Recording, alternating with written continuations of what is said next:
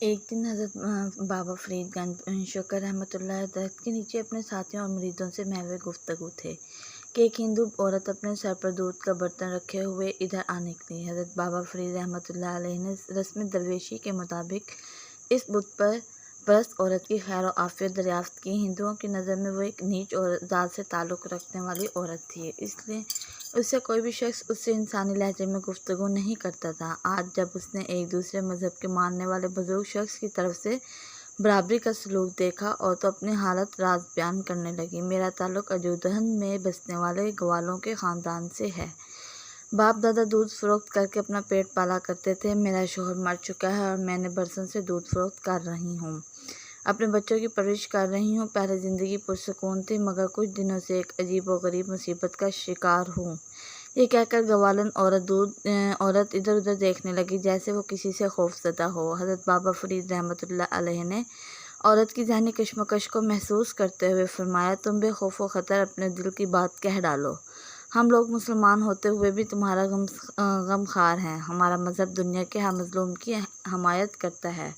حضرت بابا فرید رحمۃ اللہ علیہ کی شفقت اور محبت کا مظاہرہ دیکھ کر ہندو عورت نے وہ راز کہہ ڈالا جسے بیان کر کے اس کی زبان کانپ رہی تھی۔ کچھ دن سے ایسا ہو رہا ہے کہ یہاں کے چند جوگی اور جادوگر مجھے پریشان کر رہے ہیں۔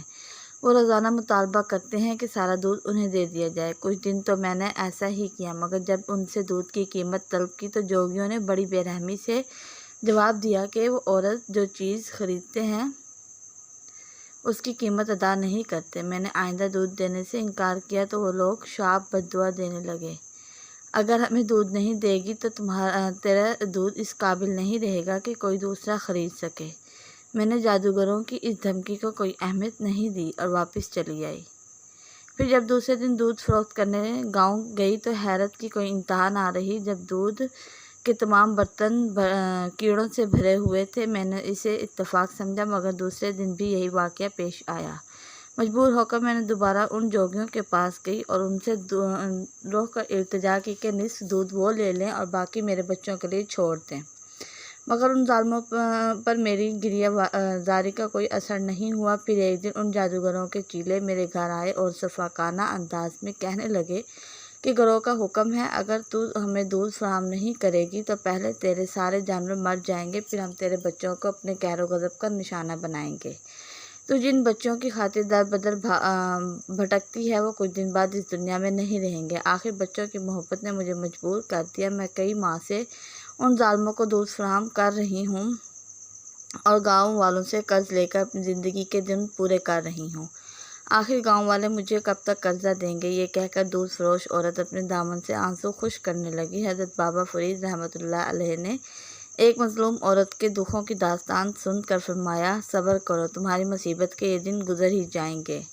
اچانک دودھ فروش عورت گھبرائے ہوئے لہجے میں کہنے لگی، خیر میں تو جس طرح سے گزر جائے گی، تم لوگ شریف ہو، آج تمہیں ان درختوں کے نیچے دیکھا تو چلی آئی۔ میری طرح تم لوگ بھی غریب ہو تو میں تمہیں یہ بتانے آئی ہوں کہ وہ ظالم جادوگر ادھر کا رخ نہ کرے اور پھر تم ان کی جفاکاریوں کا نشانہ بن جاؤ۔ عورت کی سادہ دلی قابل دید نے وہ اپنی پریشانیوں کو بھول کر درویشوں کو جادوگر کے ممکنہ اقدام سے بچانے آئی تھی۔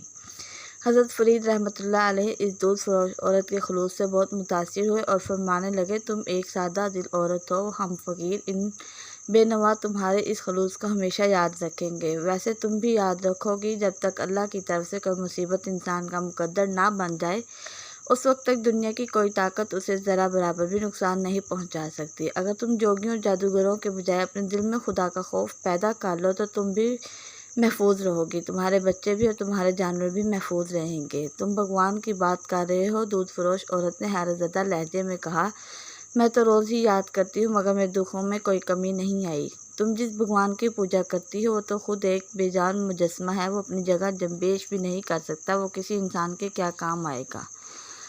جس خدا کی بات کر رہا ہوں وہ اپنی ذات میں تنہا ہے، کوئی اس کا شریک نہیں، وہ اس قدر قدرت والا ہے کہ ساری دنیا کے انسان مل کر بھی اس سے فیصلے کو تبدیل نہیں کر سکتے۔ تم اس خدا کو پکارو، وہ تمہیں ان 2-4 پسند جوگیوں سے بھی نہیں بلکہ دنیا بھر کے ستمگروں سے نجات دے گا۔ अभी हज़रत बाबा फरीद गंज बख्श रहमतुल्लाह अलैह इस दौर से ये गुफ्तगू कर ही रहे थे कि सामने से एक अजीब हुलिये से लोग आते हुए नज़र आए। जैसे ही आने वालों पर औरत की नज़र पड़ी, वो दहशतज़दा होकर हज़रत बाबा फरीद रहमतुल्लाह से कहने लगी, ये उन्हीं जादूगरों के हुली हैं। आज मुझे तुम्हारे पास कुछ देर हो गई तो ये मेरी तलाश में यहाँ तक आ पहुँचे। हज़रत बाबा फरीद रहमतुल्लाह ने औरत को खौफज़दा देखकर फरमाया कि तुम मेरी मेहमान हो, तुम्हें हरासा होने की कोई ज़रूरत नहीं, मैं खुद इन लोगों को जवाब दूंगा। जादूगरों के चेलों ने आते ही गाज़ो गज़ब का मुज़ाहरा किया और ख़तरनाक लहजे में औरत से कहने लगे, तो यहाँ आराम से बैठी बातें कर रही है और गरोजी दूध का इंतज़ार कर रहे हैं, आज तेरी खैर नहीं। उसे मैंने रोक लिया। हज़रत बाबा फरीद रहमतुल्लाह ने उन जोगियों से मुखातिब होकर फरमाया, तुम भी बैठो। अभी फ़िज़ा में एक मर्द खुदा के अल्फाज की गूंज बाकी थी कि जो जोगियों पर सख्ता तारी हो गया और वो इसी तरह ज़मीन पर बैठ गए जैसे किसी गैबी हाथ ने उन्हें जंजीरें पहना दी हों। कुछ देर बाद जोगियों की दूसरी टोली आई। हज़रत बाबा फरीद रहमतुल्लाह अलैह ने उन पर भी वहाँ बैठ कर फरमाया, वो भी सर झुका कर बैठ गए। अर्ज़ करो अपने तमाम चेलों को भेजा और वो सब के सब इस तरह बाबा फरीद के सामने सर झुकाकर बैठ गए जैसे उन्हें किसी ताकतवर मकनातीस ने जकड़ लिया हो। आखिर में जोगियों का गिरोह अपने जेलों को ढूंढते हुए इधर आ निकला। तुम लोग यहाँ क्या कर रहे हो? गिरोह ने गज़बनाक होकर अपने शागिर्दों की तरफ देखा। उन्हें मैंने कैद किया है, अब ये नहीं जा सकते। हज़रत बाबा रहमतुल्लाह ने फरमाया, कौन है इस दुनिया में जो मेरे चेलों को कैद कर सके? मैंने अपने मंत्र पढ़ने लगा। अब तो तेरे कोई मंत्र नहीं चलेगा। हज़रत बाबा रहमतुल्लाह अलैह ने फरमाया, कुफ्र के दिन पूरे हो चुके हैं। गिरोह पर यजीद दानी काफियत तारी होगी। वो चीख चीख कर मंत्र पढ़ने लगा। बदी की तमाम ताकतवरों को पुकारता रहा मगर कोई आज उसका मददगार नहीं था। आखिर गिरोह ने अपने हज़रत बाबा फरीद रहमतुल्लाह से कदमों में सर रख कर अपने चेलों को रहाई करने के लिए इल्तिजा करने लगा। तेरे शागिर्दों को सिर्फ़ एक शर्त पर रहाई मिल सकती है, तू इन्हें यहाँ से दूर ले जा। हज़रत बाबा रहमतुल्लाह अलैह ने ये पुरजलाल लहजे में फरमाया, अगर आइंदा तूने मखलूक खुदा को तंग किया तो फिर तुझ पर खुदा की ज़मीन तंग हो जाएगी। गिरोह बहुत देर तक हज़रत बाबा फरीद रहमतुल्लाह अलैह से माफ़ी मांगता रहा, फिर अपने जेलों को देखकर जुदहन की हदूद से निकल गया। गिरोह के जाने के बाद हज़रत बाबा फरीद रहमतुल्लाह की इस जगह पर कामत गज़ में हो गए और पूरा कस्बा इस करामत के फतवे से गूंजने लगा। नतीजन सैकड़ों परस्त हल्का इस्लाम में दाखिल हो गए। जुदहन